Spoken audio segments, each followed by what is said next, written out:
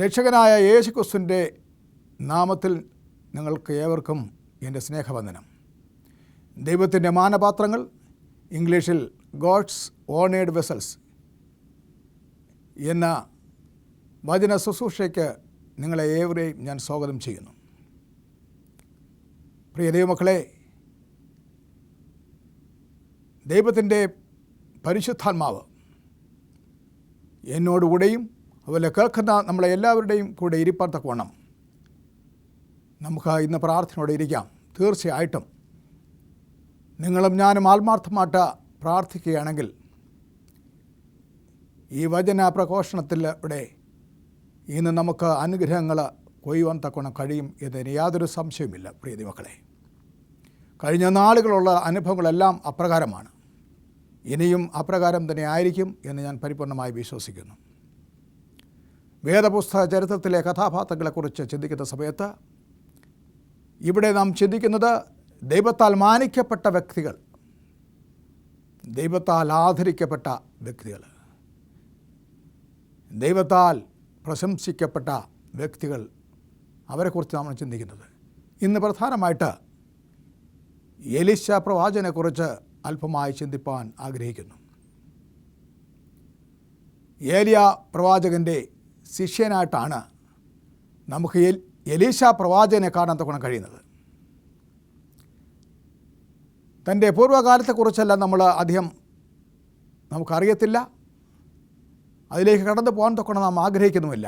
എങ്കിലും അല്പമായിട്ട് ആ ഭാഗം ഒന്ന് വായിക്കാൻ തക്കണം ആഗ്രഹിക്കുന്നു. 2 രാജാക്കന്മാരുടെ പുസ്തകം 19-ാം അധ്യായം 19 മുതൽ 21 വരെ വായിക്കുന്ന സമയത്ത് അവിടെ ഈ പ്രവാചകനെ വിളിക്കുന്നത്, പ്രവാചക ശുശ്രൂഷയിലേക്ക് ഏലിയാവ് വിളിക്കുന്നതിനെ കുറിച്ചുകൂടെ പറയുന്നു. നമുക്ക് വായിക്കാം. അങ്ങനെ അവൻ അവിടെ നിന്ന് പുറപ്പെട്ട് സാഫാത്തിൻ്റെ മകനായ എലീശയെ കണ്ടെത്തി. അവൻ 12 ഏർക്കാള കൂട്ടി ഒഴിവിച്ചു കൊണ്ടിരുന്നു.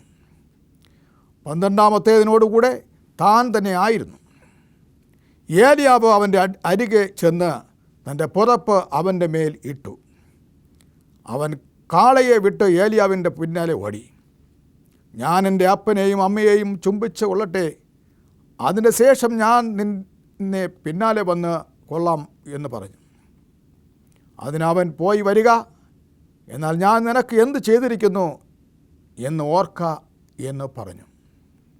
അങ്ങനെ അവനെ വിട്ട് ചെന്ന് ഒരു ഏർക്കാളയെ പിടിച്ച് അറുത്ത് കാളയുടെ മരക്കോപ്പ് കൊണ്ട് മാംസം പാകം ചെയ്ത് ജനത്തിന് കൊടുത്തു. അവർ തിന്നു. പിന്നെ അവൻ എഴുന്നേറ്റ് ഏലിയാവിൻ്റെ പിന്നാലെ ചെന്നു. അവന് ശുശ്രൂഷകനായി തീർന്നു. ദൈവത്തിന് സ്തോത്രം. ദൈവത്തിൻ്റെ വേലയ്ക്ക് വേണ്ടി, ദൈവത്തിൻ്റെ പ്രവാചക ശുശ്രൂഷയ്ക്ക് വേണ്ടി ഇതാ ഒരു പുതിയ വ്യക്തി സമർപ്പിക്കപ്പെടുന്നു. ദൈവത്തിന് സ്തോത്രം. ദൈവം വിളിച്ചാൽ, പ്രിയ ദൈവമക്കളെ,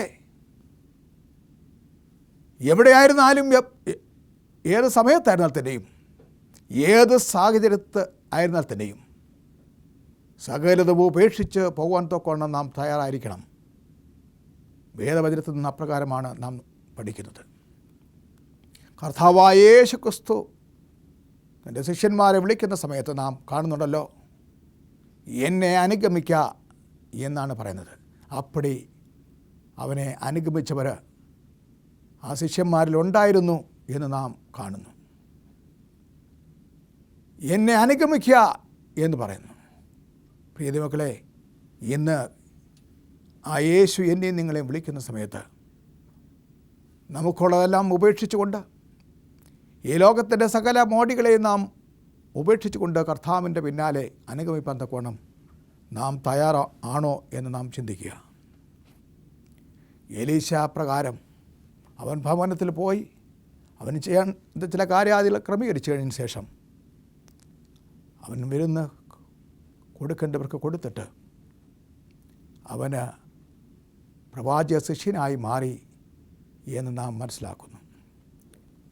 പ്രിയ ദൈവമക്കളെ, ദൈവത്തിൻ്റെ വിളി ഇന്ന് എനിക്കും നിങ്ങൾക്കും വന്നിരിക്കുന്നു എന്ന് ചിന്തിക്കുക. ഇവിടെ പിന്നീട് വേദപുസ്തകം ഞാൻ പഠിക്കുന്ന സമയത്ത് ഈ എലീശ പ്രവാചകൻ്റെയും ഏലിയ പ്രവാചകൻ്റെയും അവരുടെ ഈ പ്രവാചക അവരുടെ ശുശ്രൂഷ കുറിച്ച് ചിന്തിക്കുന്ന സമയത്ത്, അവരുടെ ജീവിതത്തെക്കുറിച്ച് ചിന്തിക്കുന്ന സമയത്ത് ഏതാണ്ട് പല സാമ്യങ്ങളുണ്ട് എന്ന് പ്രത്യേകിച്ച് മനസ്സിലാകുന്നുണ്ട്. അവരുടെ ജീവിതത്തെക്കുറിച്ച് നാം ചിന്തിക്കുന്ന സമയത്ത് 2 പ്രവാചകന്മാരും യോർദാൻ അരികെ ചെന്ന് നദിയെ അടിക്ക മൂലം വെള്ളം വിഭാഗിക്കപ്പെട്ടു എന്ന് നാം കാണുന്നു.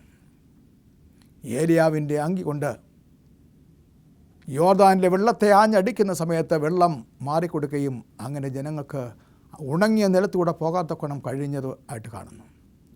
ഹല്ലേലൂയ, ദൈവത്തിന് സ്തോത്രം. എത്ര മനോഹരമായ കാര്യമാണല്ലേ. നമ്മളും പോയി നമ്മുടെ കയ്യിലുള്ള ഏതെങ്കിലും തുണി കൊണ്ടുവന്ന് അടിച്ചു നോക്കണം, വെള്ളം മാറുമോ ഇല്ലേ എന്നറിയാനായിട്ട്.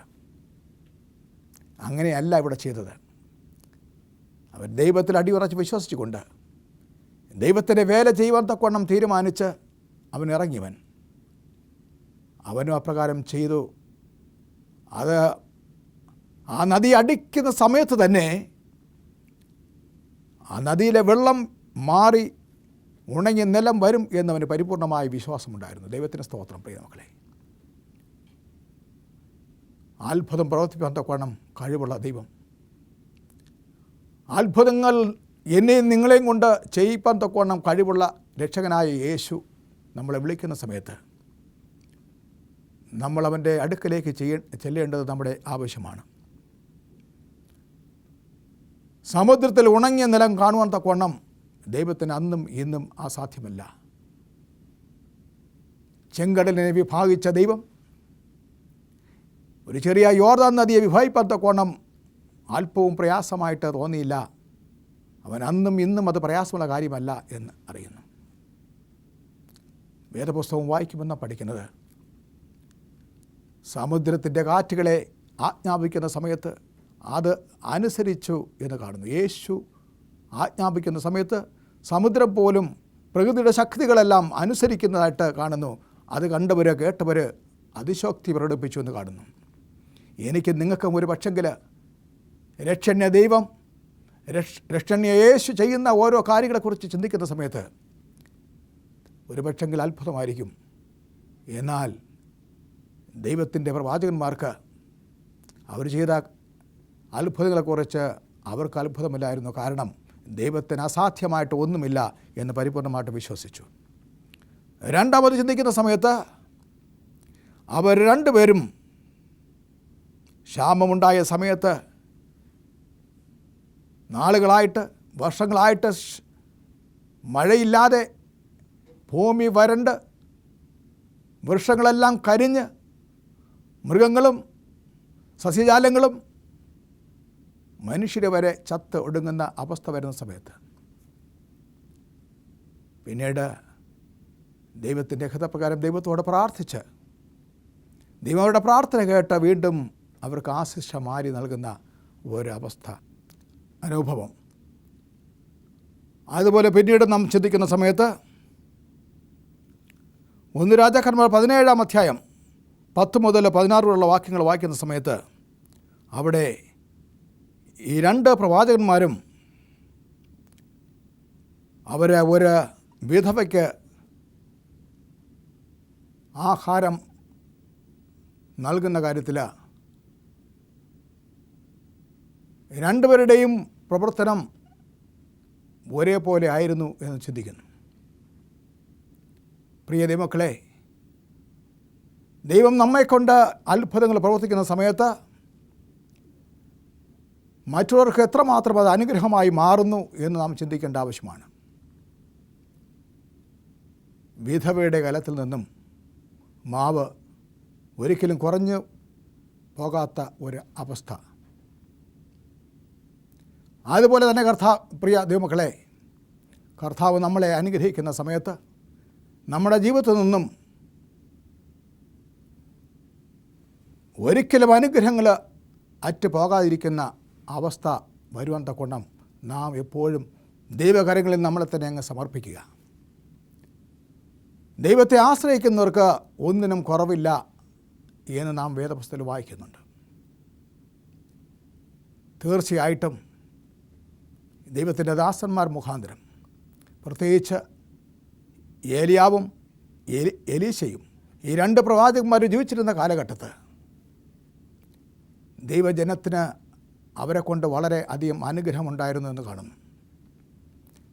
നാമും പ്രിയ ദൈവമക്കളെ ജീവിച്ചിരിക്കുന്ന സമയത്ത് നമ്മളെക്കൊണ്ട് എത്ര പേർക്ക് അനുഗ്രഹങ്ങളുണ്ടാകുന്നു, നമ്മളെക്കൊണ്ട് എത്ര പേർക്ക് ഉപകാരമുണ്ടാകുന്നു എന്ന് നാം ചിന്തിക്കുക. അവരുടെ ജീവിതം അനേകർക്ക് അനുഗ്രഹമായി തീർന്നുവെങ്കിൽ നമ്മുടെ ജീവിതവും അതുപോലെ അനേകർക്ക് അനുഗ്രഹമായി തീരുന്ന കൊണ്ണം നാം നല്ല പ്രവൃത്തികൾ ചെയ്യേണ്ട ആവശ്യമാണ്. അതുപോലെ തന്നെ 2 ആൺകുഞ്ഞുങ്ങളെ അവർക്ക് ജീവൻ നൽകുന്നത്, അത് 2 ആൺകുഞ്ഞുങ്ങളായിരുന്നു. അവർ മരിച്ച അവസ്ഥയിലായിരുന്നു വരെ അവർക്ക് ജീവൻ കർത്താവായ യേശു ക്രിസ്തുവിലൂടെ ദൈവത്തോട് പ്രാർത്ഥനയിലൂടെ അവർക്ക് ജീവൻ നൽകുന്നതായിട്ട് കാണുന്നു. ആ അത്ഭുതം പ്രവർത്തിച്ച സമയത്തും അവിടെ അത്ഭുത പ്രവൃത്തിയിൽ സാമ്യത ഉള്ളതായിട്ട് കാണാൻ കഴിയുന്നുണ്ട്. അങ്ങനെ പ്രിയ ദൈവമക്കളെ, അവിടെ പ്രവൃത്തിയിൽ സാമ്യത ഉണ്ടെങ്കിൽ തീർച്ചയായിട്ടും അവരുടെ ജീവിത എല്ലാ കാര്യാദികളിലും ആ സാമ്യത വിളങ്ങി നിന്നതായിട്ട് നമുക്ക് കാണാൻ കഴിയുന്നുണ്ട്.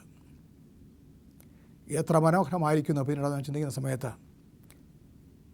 എലീശയെ സംബന്ധിച്ച് പറയാമെങ്കിൽ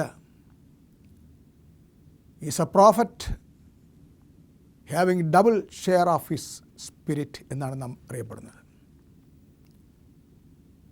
ഇരട്ടി ആത്മാവിനെ നൽകപ്പെട്ട വിധത്തിൽ, ലഭിച്ച വിധത്തിൽ ആയിരുന്നു ഈ എലീശയുടെ അനുഭവത്തെക്കുറിച്ച് പറയാമെങ്കിൽ. അത് 2 രാജാക്കന്മാരുടെ പുസ്തകം 2-ാം അധ്യായത്തിലേക്ക് നാം നോക്കുന്ന സമയത്ത് അവിടെ എപ്രകാരം അവന് അത് സാധിക്കുന്നു എന്ന് നാം മനസ്സിലാക്കാൻ കഴിയുന്നുണ്ട്. 2-ാം അധ്യായം 1 മുതൽ വായിക്കുമ്പോൾ, യഹോവ ഏലിയാവെ ചുഴലിക്കാറ്റിൽ സ്വർഗത്തിലേക്ക് എടുത്തുകൊള്ളുവാൻ ഭാവിച്ചിരിക്കുമ്പോൾ ഏലിയാവ് എലീശയോടുകൂടെ ഗിൽഗാലിൽ നിന്ന് പുറപ്പെട്ടു. ഏലിയാവ് എലീശയോട്, നീ ഇവിടെ താമസിച്ചു കൊള്ളുക, യഹോവ എന്നെ ബേഥലിലേക്ക് അയച്ചിരിക്കുന്നു എന്ന് പറഞ്ഞു. അതിന് എലീശ അവനോട്, യഹോവയാണ്, നിൻ്റെ ജീവനാണ്, ഞാൻ നിന്നെ വിടുകയില്ല എന്ന് പറഞ്ഞു എന്ന് കാണുന്നു. ഇത് നാം പിന്നീട് വായിക്കുന്ന സമയത്ത്, പിന്നെയും തുടർന്ന് വായിക്കുന്ന സമയത്ത് പിന്നീടും ഏലിയാവ് ഇതുപോലെ പറയുന്നു, ഞാൻ അടുത്ത് വേറൊരു സ്ഥലത്തേക്ക് പോവുകയാണ്. വീണ്ടും നമുക്കിവിടെ വേണമെങ്കിൽ വായിക്കാം. അത് വായിക്കുന്ന സമയത്ത് ഇവിടെ ഇപ്രകാരം നാം കാണുന്നു. ഏലിയാവ് എലീശയോട്, നീ ഇവിടെ താമസിച്ചു കൊള്ളുക, യഹോവ എന്നെ ബേഥലിലേക്ക് അയച്ചിരിക്കുന്നു എന്ന് പറഞ്ഞു. എലീശ അവനോട്, യഹോവയാണ്, നിൻ്റെ ജീവനാണ്, ഞാൻ നിന്നെ വിടുകയില്ല എന്ന് പറഞ്ഞു. അങ്ങനെ അവർ ബേഥലിലേക്ക് പോയി. ബേഥലിലെ പ്രവാചക ശിഷ്യന്മാർ എലീശയുടെ അടുക്കൽ പുറത്ത് വന്ന് അവനോട്, യഹോവ ഇന്നും നിൻ്റെ യജമാനെ നിൻ്റെ തലക്കിൽ നിന്ന് എടുത്തുകൊള്ളും എന്ന് നീ അറിയുന്നുവോ എന്ന് ചോദിച്ചു. അതിന് എലീശ, നിങ്ങൾ മിണ്ടാതിരിപ്പിൻ എന്ന് പറഞ്ഞു. എനിക്കറിയാം, പക്ഷെ നിങ്ങൾ മിണ്ടായിരിക്കുക. എന്താണ് ഞാൻ ചെയ്യുന്നതെന്നും എന്തിനാണ് ഞാൻ ചെയ്യുന്നതെന്നും എന്തുകൊണ്ടാണ് ഞാൻ എൻ്റെ യജമാനായ ഏലിയാവിനെ വിട്ട് പോകാത്തതെന്നുള്ള കാര്യം വ്യക്തമായി എനിക്കറിയാം. അതുകൊണ്ട് നിങ്ങൾ മിണ്ടായിരിപ്പിൻ എന്ന് പറയുന്നു. ഏലിയാവ് അവനോട്, എലീശയെ, നീ ഇവിടെ താമസിച്ചു കൊള്ളുക, യഹോവ എന്നെ യെരിഹോവിലേക്ക് അയച്ചിരിക്കുന്നു എന്ന് പറഞ്ഞു. അതിന് അവൻ, യഹോവയാണ്, നിൻ്റെ ജീവനാണ്, ഞാൻ നിന്നെ വിടുകയില്ല എന്ന് പറഞ്ഞു. അങ്ങനെ അവർ യെരിഹോവിലേക്ക് പോയി. യെരിഹോവിലെ പ്രവാചക ശിഷ്യന്മാർ എലീശയുടെ അടുക്കൽ വന്ന് അവനോട്, യഹോവ ഇന്ന് നിൻ്റെ യജമാനെ നിൻ്റെ തലക്കിൽ നിന്ന് എടുത്തുകൊള്ളും എന്ന് നീ അറിയുന്നുവോ എന്ന് ചോദിച്ചതിന് അതിനവൻ, അതെ, ഞാൻ അറിയുന്നു, നിങ്ങൾ മിണ്ടായിരിപ്പിനെന്ന് പറഞ്ഞു. എത്ര മനോഹരമായ ഒരു കഥ എത്ര മനോഹരമായ ഒരു അനുഭവം! ഇത് വായിക്കുന്ന സമയത്ത് ഒരു പ്രത്യേക ഉദ്ദേശത്തോടു കൂടെയാണ് അവന് ഏലിയാവിൻ്റെ പിന്നാലെ പോകുന്നത് എന്ന് കാണാൻ കഴിയുന്നുണ്ട്. അവനറിയാൻ അവൻ എന്ത് ചെയ്യുന്നുള്ളത്. പ്രിയമക്കളെ, പലപ്പോഴും അനുഗ്രഹങ്ങൾ പ്രാപിപ്പാൻ തക്കോണം നമുക്ക് പിന്മാറാൻ തക്കോണം കഴിവില്ല. പിന്മാറുന്നത് ശരിയല്ല. നാം നേരത്തെ പഠിച്ച സമയങ്ങൾ, ചിലപ്പോഴും നാം നേരത്തെ ചിന്തിച്ച സമയങ്ങളെല്ലാം, പ്രത്യേകിച്ച് നാം ഓർക്കേണ്ട കാര്യങ്ങൾ, അനുഗ്രഹം ലഭിക്കേണ്ട സമയത്ത് അനുഗ്രഹം നാം ചോദിച്ച് വാങ്ങിക്കേണ്ട ആവശ്യമുണ്ട്. പ്രത്യേകിച്ച് ദൈവത്തിൽ നിന്ന് അനുഗ്രഹം പ്രാപിക്കണമെങ്കിൽ നീ എന്നെ അനുഗ്രഹിച്ചല്ലാതെ ഞാൻ നിന്നെ വിടുകയില്ല എന്ന് യാക്കോബ് പറഞ്ഞതുപോലെ ഒരു പക്ഷെങ്കിൽ ചില സമയത്ത് ദൈവത്തോട് അല്ലെങ്കിൽ ചില വ്യക്തികളോട് നമ്മൾ അപ്രകാരം ചോദിക്കേണ്ടി വരും. വീണ്ടും ഞാൻ 9-ാം വാക്യം തൊട്ട് വായിക്കുമ്പോൾ, അവർ അക്കരെ കടന്ന ശേഷം ഏലിയാവ് എലീശയോട്, ഞാൻ നിങ്ങളിൽ നിന്ന് എടുത്ത് കൊള്ളപ്പെടും മുമ്പേ ഞാൻ നിനക്ക് എന്ത് ചെയ്തു തരണം, ചോദിച്ചു കൊള്ളുക എന്ന് പറഞ്ഞു. അവന് വിട്ടു മാറാതെ അവൻ ഒരിക്കലും എന്ത് പറഞ്ഞിരുന്നാലും അവൻ വിട്ടു മാറത്തില്ല എന്ന് വാസ്തവത്തിൽ ഏലിയാവിന് മനസ്സിലായി. അവനെ സ്വർഗത്തിലേക്ക് എടുക്കും മുമ്പേ ഒരിക്കലും അവന് വിട്ട് മാറത്തില്ല എന്ന് മനസ്സിലായ സമയത്ത് അവനോട് ചോദിച്ചു, എന്നെ സ്വർഗത്തിലേക്ക് എടുക്കുന്നതിന് മുമ്പായിട്ട് ഞാൻ നിങ്ങളിൽ നിന്ന് എടുത്തു കൊള്ളുമ്പോൾ സമയത്ത് നിനക്ക് വേണ്ടി ഞാൻ എന്ത് ചെയ്യണം എന്ന് പറഞ്ഞു. അങ്ങനെ സംസാരിച്ചുകൊണ്ടിരിക്കുന്ന സമയത്ത് തന്നെ അടുത്ത വാക്യം വായിക്കുന്ന സമയത്ത് 11, അവർ സംസാരിച്ചുകൊണ്ട് നടക്കുമ്പോൾ അഗ്നിരഥവും അഗ്നി അശ്വങ്ങളും വന്ന് അവരെ തമ്മിൽ വേർപിരിച്ചു എന്ന് പറയുന്നു. ദൈവത്തിന് സ്തോത്രം. അവർ സംസാരിച്ചുകൊണ്ടിരിക്കുന്ന സമയത്ത് തന്നെ അഗ്നിരഥങ്ങളും അഗ്നി അശ്വങ്ങളും വന്ന് അവരെ വേർപിരിച്ചു. അങ്ങനെ ഏലിയാവ് ചുഴലിക്കാറ്റിൽ സ്വർഗത്തിലേക്ക് കയറി എന്ന് പറഞ്ഞു. ഹല്ലേലൂയ! ദൈവത്തിന് സ്തോത്രം, ദൈവത്തിന് സ്തോത്രം. ഏലിയാവിനെ ചുഴലിക്കാറ്റിൽ ദൈവം സ്വർഗത്തിലേക്ക് എടുക്കുന്നു. എത്ര മനോഹരമായൊരു കാഴ്ചയാണല്ലേ! എത്ര മനോഹരമായിരിക്കും ദൈവം ഏലിയാവിനെ ചുഴലിക്കാറ്റിൽ എടുക്കുന്നത്. അവിടെ നിൽക്കുന്നവർക്ക് കാണാമായിരുന്നു. ഏലിയാവ് അത് കണ്ടു. അത് കണ്ടിട്ട് എലീശ അത് കണ്ടിട്ട്, എൻ്റെ പിതാവേ, എൻ്റെ പിതാവേ, ഇസ്രായേലിൻ്റെ തേരാളികളും എന്ന് നിലവിളിച്ച് പറഞ്ഞു. ദൈവത്തിന് സ്തോത്രം. പ്രിയ മക്കളെ, പിന്നെ അവനെ കണ്ടില്ല എന്ന് പറയുന്നു. അപ്പോൾ അവൻ തൻ്റെ വസ്ത്രം പിടിച്ച് 2 ഖണ്ഡമായി കീറിക്കളഞ്ഞു. പിന്നെ അവൻ ഏലിയാവിന്മേൽ നിന്ന് വീണ പുതപ്പ് എടുത്ത് മടങ്ങിച്ചെന്ന് യോർദാൻ അരികെ നിന്നു. ഏലിയാവിന്മേൽ നിന്ന് വീണ പുതപ്പ് കൊണ്ട് അവൻ വെള്ളത്തെ അടിച്ചു. ദൈവത്തിന് സ്തോത്രം. ഏലിയാവ് പോയി കഴിഞ്ഞ സമയത്ത് സ്വർഗത്തിലേക്ക് എടുക്കപ്പെട്ടതിന് ശേഷം അവന് ലഭിച്ചത് ഏലിയാവിൽ നിന്നും വീണ പുതപ്പാണ്. ഹല്ലേലൂയ! ദൈവത്തിന് സ്തോത്രം. അതായിരുന്നു അവന് വേണ്ടത്. തീർച്ചയായിട്ടും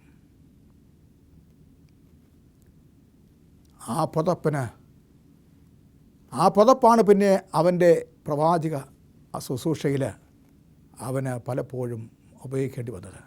ഇനി നോക്കണം, പിന്നെ അവൻ ഏലിയാവിൽ മേൽ നിന്ന് വീണ പുതപ്പ് എടുത്ത് മടങ്ങിച്ചെന്ന് യോർദാനരികെ നിന്നു. ഏലിയാവിന്മേൽ നിന്ന് വീണ പുതപ്പ് കൊണ്ട് അവൻ വെള്ളത്തെ അടിച്ചു. ഏലിയാവിൻ്റെ ദൈവമായ യഹോവ എവിടെ എന്ന് പറഞ്ഞു. അവൻ വെള്ളത്തെ അടിച്ചപ്പോൾ അത് അങ്ങോട്ടും ഇങ്ങോട്ടും പിരിഞ്ഞു. ദൈവത്തിന് സ്തോത്രം.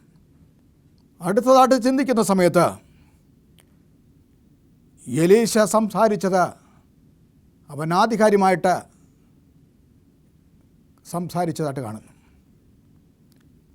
അവൻ സംസാരിക്കുന്ന സമയത്ത് അതൊരു കൽപ്പന പോലെയായിരുന്നു.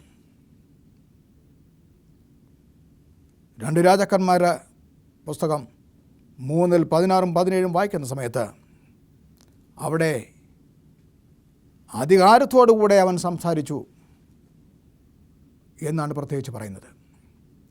അതുകൊണ്ട് അതിൻ്റെ അർത്ഥം അവൻ പറയുന്ന കാര്യത്തിൽ അത് അപ്രകാരം സംഭവിക്കുമെന്നും, അതുമാത്രമല്ല അവൻ പറയുന്നത് ദൈവത്തിൻ്റെ അരുളപ്പാടാണ് എന്നവന് പരിപൂർണമായി വിശ്വാസമുണ്ടായിരുന്നു. പ്രിയ ദൈവജനമേ, എനിക്കും നിങ്ങൾക്കും ദൈവത്തിൽ നിന്ന് അപ്രകാരം അരുളപ്പാട് ലഭിക്കുമെങ്കിൽ നമുക്കും അധികാരത്തോടുകൂടെ നമുക്ക് സംസാരിക്കാൻ കൊണ്ട് കഴിയും. ദൈവത്തിൻ്റെ വചനം നമ്മൾ മറ്റുള്ളവരോട് പ്രസംഗിക്കുന്ന സമയത്ത്, ഹല്ലേലൂയ, ദൈവത്തിന് സ്തോത്രം, അധികാരത്തോട് നാം സംസാരിക്കേണ്ടിയിരിക്കുന്നു. കാരണം അധികാരമുള്ള ദൈവം, അധികാരമുള്ള യേശു നമുക്ക് തൻ്റെ വചനം മറ്റുള്ളവരോട് അറിയിപ്പാൻ തക്കവണ്ണം നമുക്ക് അവസരം നൽകിയിരിക്കുകയാണ്, നമ്മൾ ആജ്ഞാപിച്ചിരിക്കുകയാണ്. ഈ ലോകത്തിൻ്റെ എല്ലാ മുക്കിലും മൂലയിലും പോയി സുവിശേഷം അറിയിപ്പാൻ തക്കവണ്ണം നമ്മളോട് ആവശ്യപ്പെടുന്നു. നമ്മൾ അനുസരിക്കുകയാണെങ്കിൽ തീർച്ചയായിട്ടും അതിൻ്റെ അനുഗ്രഹം നമുക്ക് ലഭിക്കുമെന്നൊരു സംശയമില്ല. പിന്നീട് നാം ചിന്തിക്കുന്ന സമയത്ത് he was a man of spiritual vision, ആത്മീക ദർശനത്തിൻ്റെ ഒരു മനുഷ്യൻ, ആത്മീക ദർശനം ലഭിച്ച ഒരു പ്രവാചകനായിട്ട് കാണാൻ കഴിയുന്നുണ്ട്. അവൻ്റെ ജീവിതം മുഴുവനും ഒരു ദർശനമുള്ള ജീവിതമായിരുന്നു. വേദപുസ്തകത്തിൽ നിന്ന് നാം മനസ്സിലാക്കുന്നുണ്ട്, നാം വായിക്കുന്നത്, ദർശനമില്ലായിടത്ത് എന്താണ്? ദർശനമില്ലെങ്കിൽ അവിടെ നാശം സംഭവിക്കുന്നു, ജനങ്ങൾ വഴിതെറ്റിപ്പോവുകയാണ്. ദർശനമില്ലാത്ത ജനങ്ങൾ അവരുടെ ഗമനം അത് യാതൊരു ലക്ഷ്യമില്ലാത്ത ഒരു ഗമനമാണ്. അതുകൊണ്ട് മനുഷ്യന് ദർശനം വേണം. എലീശയെക്കുറിച്ച് ചിന്തിക്കാമെങ്കിൽ ദർശനമുള്ളൊരു ജീവിതമായിരുന്നു. ആത്മീയ ദർശനം അവന് ലഭ്യമാകുന്നതോടൊപ്പം തന്നെ അവൻ ദർശനമുള്ള ഒരു വ്യക്തിയായിട്ട് തീരുന്നതായിട്ട് കാണുന്നു. പ്രിയ ദൈവ മക്കളെ, നമുക്ക് അപ്രകാരം ദർശനമുള്ള ഒരു ജനതയായിട്ട്, ദർശനമുള്ള ദൈവമക്കളായിട്ട് മറ്റുള്ളവർക്ക് ദിശാബോധം നൽകത്തക്കവണ്ണം നമുക്ക് ജീവിക്കത്തക്കവണ്ണം കഴിയുമോ എന്ന് ചിന്തിക്കുക. ദൈവം ഏലിയാവിനെ മാനിക്കാൻ തക്കവണ്ണം കാരണം, ദൈവം എലീശയെ മാനിക്കാൻ തക്കവണ്ണം കാരണം, ദൈവം ദാനിയേലിനെ മാനിക്കാൻ തക്കവണ്ണം കാരണം, അവരെ പ്രകാരം ദർശനമുള്ളൊരു വ്യക്തികളായി, ദർശനമുള്ളവരായി ജീവിച്ചു എന്നതാണ്. അതുമാത്രമല്ല, അവരുടെ ജീവിതം കൊണ്ട് എപ്രകാരം ദൈവത്തിൻ്റെ നാമം മഹത്വപ്പെട്ടു എന്നുള്ളതാണ്. അങ്ങനെയാണെങ്കിൽ ഇന്ന് എന്നെ കേൾക്കുന്ന ഏവരുമേ, എൻ്റെയും നിങ്ങളുടെ ജീവിതം കൊണ്ട് നമുക്ക് ദൈവത്തെ മഹത്വപ്പെടുത്താൻ കഴിയുമോ? നമുക്ക് പ്രാർത്ഥിക്കാം. സ്നേഹവനായ ദൈവമേ, എലീശയെ അനുഗ്രഹിച്ച കർത്താവേ, ഇന്ന് ഞങ്ങളുടെ ജീവിതം പരിപൂർണമായി അങ്ങയിൽ സമർപ്പിക്കുന്നു. എലീശയെ മാനിച്ചതുപോലെ കർത്താവ് ഞങ്ങളെ മാനിപ്പാൻ തക്കവണ്ണം ഇടയാക്കി തരണം. യേശുവിനെ മാത്രം അപേക്ഷിക്കുന്ന കൃപയുടെ കണക്ക് പിതാവേ.